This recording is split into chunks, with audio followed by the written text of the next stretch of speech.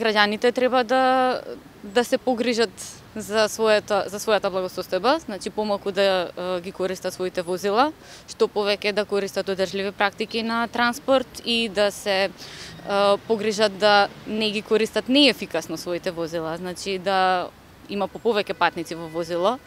Од друга страна, треба исто така да се грижиме за тоа како ќе се загреваме. Значи, што повеќе го избегнуваме дрвото за загревање или не да боже јагленот, толку почист ќе ни биде воздухот.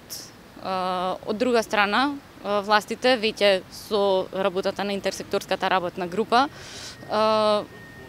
почнуваат да применуваат значително поконструктивен пристап, значи веќе се работи на сериозни мерки за намалување на аерозагадувањето, така што сите да придонесеме во тоа годинава да имаме помало аерозагадување во однос на оно што ги имавме претходните години.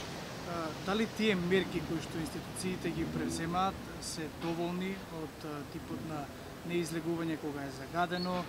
Овие слични вакви препораки ги носат институциите, но дали се тие доволни за да се намали загаденост?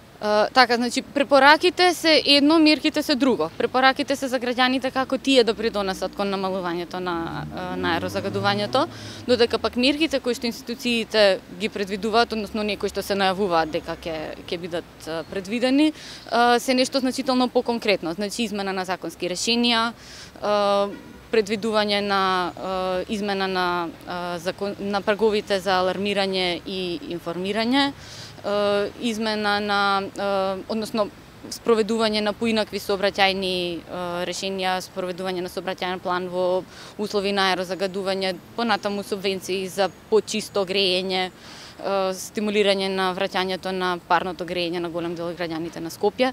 Значи, тоа се мерки и ако овие мерки се спроведат, односно ако ги видиме на дело, во тој случај ситуацијата ќе биде подобра.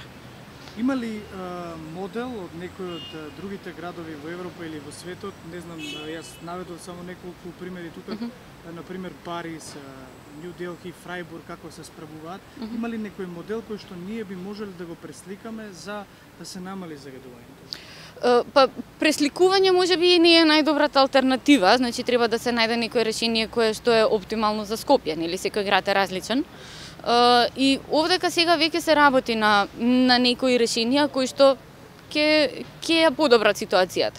Значи сите сектори мора да се таргетираат, и индустријата, и грејењето, и сообраќајот, и градежниот сектор. Значи сите тие сектори мора да се таргетираат паралелно за да можеме да имаме ефект. И во моментов гледаме дека почнува да се работи на тоа.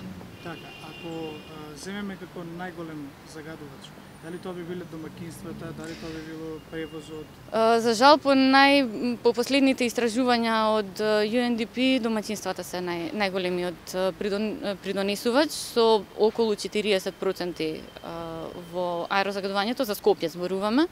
Меѓутоа, не можеме да ги исклучиме ни транспортот, ни индустријата, ни градежниот сектор. Значи, најоптимално би било да кажеме дека сите имаат помалку или повеќе еднакво влијание и дека за сите се неопходни мерки паралелно кои што ќе се спроведат.